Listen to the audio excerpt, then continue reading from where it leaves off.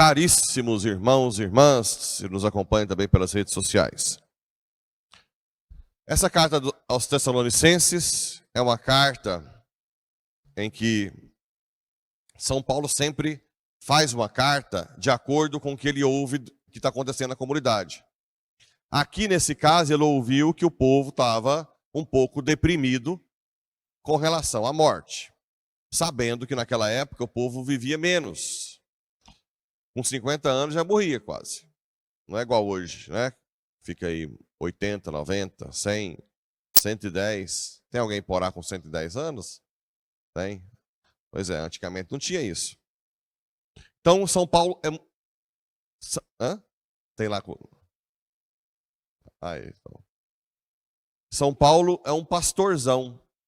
Ele vai fazendo a carta. Então, o que ele... tanto é que ele diz aqui, ó. Não queremos deixar-vos na incerteza a respeito dos mortos, para que não fiqueis tristes, como os outros que não têm esperança. Quem são os outros? Os pagãos, né? Aqueles que ainda não têm uma resposta sobre a morte. O único que deu a resposta à morte foi Cristo. Ele venceu a morte. Ele deu a resposta com a ressurreição e ele abriu o céu. Nem os judeus antes de Cristo entravam no céu. Ou seja, por mais dolorido que seja a morte, dolorosa, por mais que doa, nós cristãos ainda temos a chance de saber que Cristo ressuscitou, que Nossa Senhora está lá também, e que um dia seremos nós que estaremos lá com nossos parentes, amigos, amados, principalmente as mães que perderam filhos, talvez seja a dor mais doída que existe na face da terra, né? Mas é possível para nós cristãos termos mais esperança do que quem não é cristão. É isso que São Paulo está dizendo. E depois ele descreve como é que vai ser o juízo final. Que aqueles que estão mortos vão ressuscitar primeiro, e depois nós todos vamos às nuvens. Bem, se vai ser assim literalmente, não sei. Se nós vamos tudo ficar lá nas nuvens, o fato é que vai ter o juízo particular e final. No juízo final, para que serve o juízo final mesmo? Quem já fez as formações? Por que nós temos dois juízos? O particular, quando a gente morre, e o juízo final. Uma das coisas é justiça. Primeiro, a primeira coisa mais importante é a nossa consequência social, a consequência social da nossa vida. Como assim, padre? São Francisco de Assis, até hoje não inspira santos com a sua vida? Inspirou até o nome do Papa atual. Então, todas as pessoas que são influenciadas por São Francisco, até hoje, aumenta o galardão dele no céu. É o julgamento social. Assim como Allan Kardec, que ainda escreveu sobre a reencarnação no século XIX, até hoje não leva muitos à doutrina espírita de reencarnação. Então depois ele vai ser julgado também por todas as gerações. Então é necessário. No juízo particular, você já recebe o seu veredito ali. Ou você vai para o inferno, se você não aceita a misericórdia, ou você vai para o céu, se você é muito santo, já sofreu demais, já foi perseguido, e rezava demais, e era caridoso demais, ou seja, quase ninguém. E nós, mortais, por purgatório, para nos purificarmos daquilo que nós ainda não fomos purificados nesse mundo. O juízo final não vai mudar isso. Quem está no inferno não volta. O que vai acontecer é que no julgamento social de quem está no inferno, as consequências sociais vai aumentar a pena dele no inferno. Entende? E quem já está no céu, as consequências sociais vão aumentar a glória no céu. Então, primeiro é o julgamento social. Da mesma forma, os pais, os pais não educam os filhos para Deus, que vão para o crime, para a droga. Aí os filhos têm os netos, que também não são educados para Deus. Os bisnetos, os tataranetos. Depois eu não sei mais o que vem lá. Então, todas as gerações perdidas serão também julgadas socialmente por um pai, uma mãe que não rezou com o filho e não levou para o céu. Então, a primeira coisa é a justiça social. Depois, essa questão de restabelecer a justiça aos que foram injustiçados, ou a boa fama a quem morreu com má fama injustamente. Tem muita gente que morre com má fama e é pessoa boa. E tem muita gente que morre em boa fama e é uma péssima pessoa. No juízo final, isso será revertido. Todo mundo vai saber quem é que não presta de verdade. E todo mundo vai saber que aquela pessoa foi injustiçada. Certo? Então, esses dois aspectos são os mais fortes, assim, para ter um segundo juízo, né? Existem outros mais tranquilos, mas depois, nas formações, a gente fala mais fortemente sobre esse tema. Mas a gente tem que entender do juízo particular e juízo final. Um pouco, né? E no Evangelho, Jesus pega o livro, a tradução seria rótulo de Isaías. Naquela época ninguém carregava a Bíblia debaixo do braço, como pensam, de zíper. Não existia isso. Ficava nas bibliotecas. Por isso, qual era a força de pregação dos apóstolos? Eles tinham a Bíblia debaixo do braço? Não tinha nem os evangelhos escritos. Repito, qual era a força que tinha os apóstolos na pregação deles? O Espírito Santo que dava força à tradição oral. Oral. Antes da Bíblia escrita, existe uma tradição oral. A Bíblia nasce dentro da igreja. Não é ela que nasceu de zíper, quando veio cada apóstolo, caiu a Bíblia de zíper com tudo escrito, como alguém pensa. Porque só segue o que está na Bíblia. Se só segue o que está na Bíblia, não pode seguir os apóstolos. Os apóstolos não tinham nem Bíblia, no Novo Testamento, como é que vai seguir os apóstolos? E Jesus não entregou nenhuma Bíbliazinha para aqueles evangelhos de bolso para eles. Não tinha escrito. Jesus entregou para eles e quem? O Espírito Santo.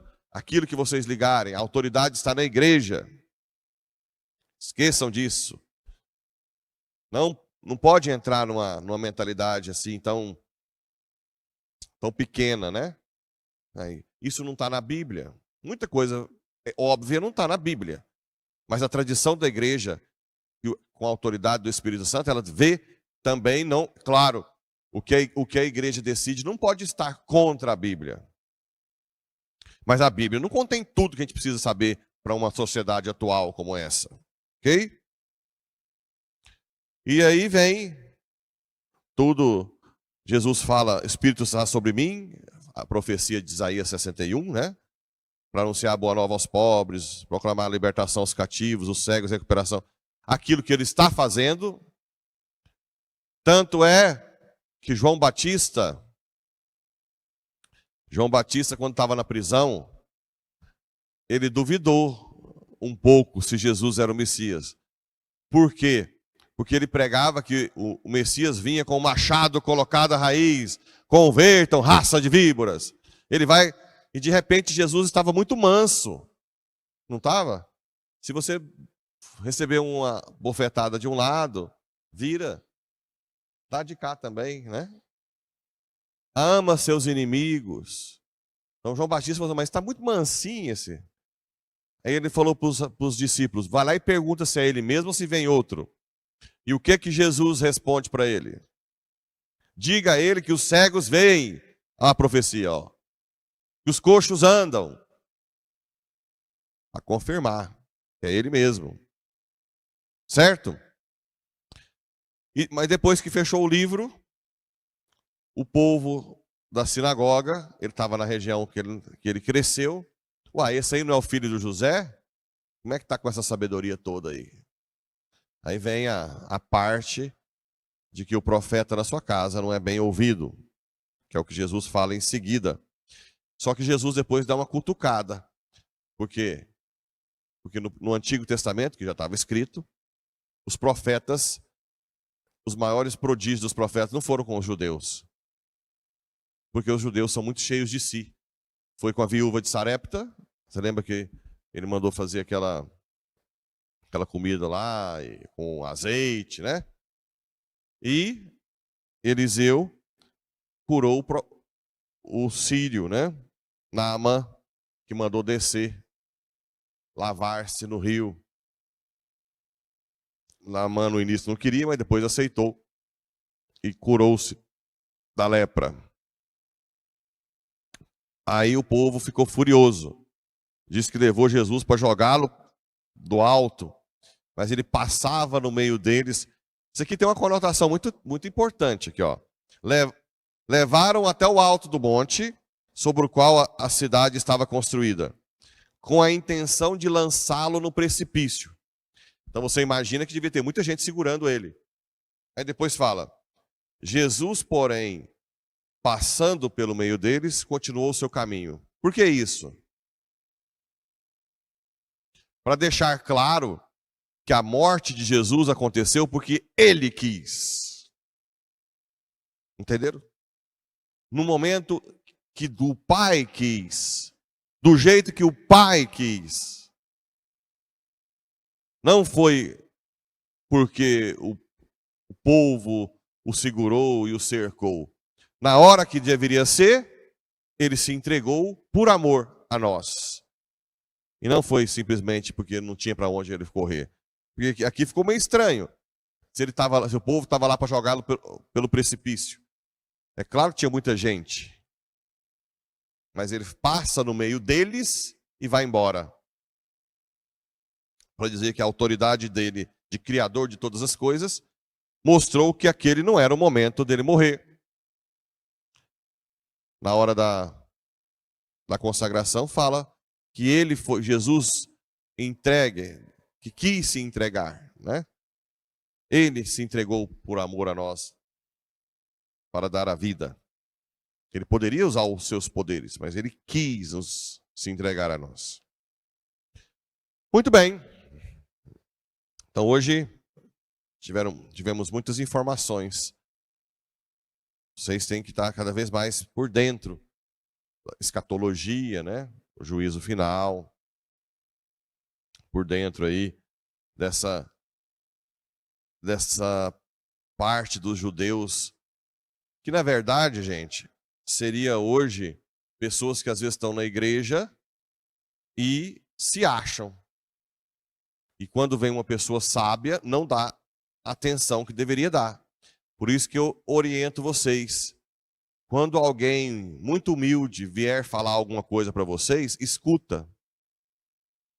Mesmo que seja analfabeto. Porque pode ser um profeta. Os profetas hoje não são assim, pessoas todas bem vestidas, com fita na cabeça da passagem bíblica, como era na época. Às vezes é alguém que lava roupa, que tem uma intimidade com Deus, que vai chegar em você e te dar uma orientação, né? É alguém que você menos espera. Eu já contei da minha história do bêbado que eu fui ajudar, né? Estava bêbado. Quando eu peguei na mão dele para levantar, ele disse, a partir de agora, lute para ser humilde. Se pedirem para lavar pratos, lave. E adivinha qual foi a minha função lá na comunidade? Lavar pratos. Eu estava bêbado, jogado. Só que você tem que estar de escuta. Porque Deus gosta de usar que a gente menos... E depois, no juízo final, vocês vão ver que é o outro motivo do juízo final.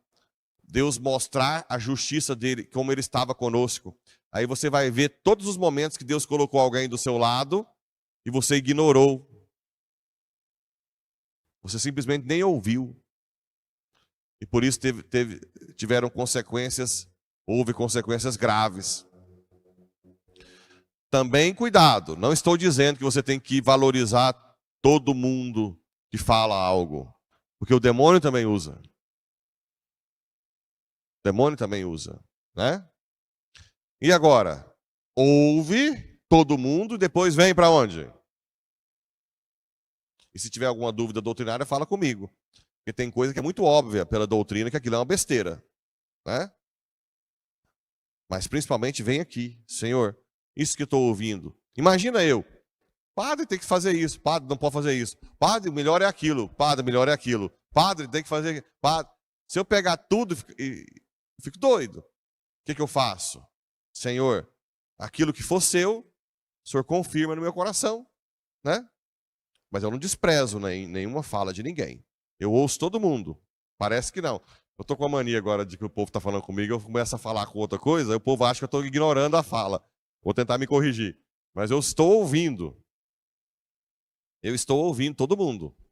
E depois eu passo a peneira do Espírito. Ok? Mas eu não quero deixar um profeta passar por mim e eu não ouvi-lo. Não vou deixar isso acontecer. Mas também não vou ficar ouvindo qualquer um que pode ser inspirado pelo mal. E assim é a vida de vocês.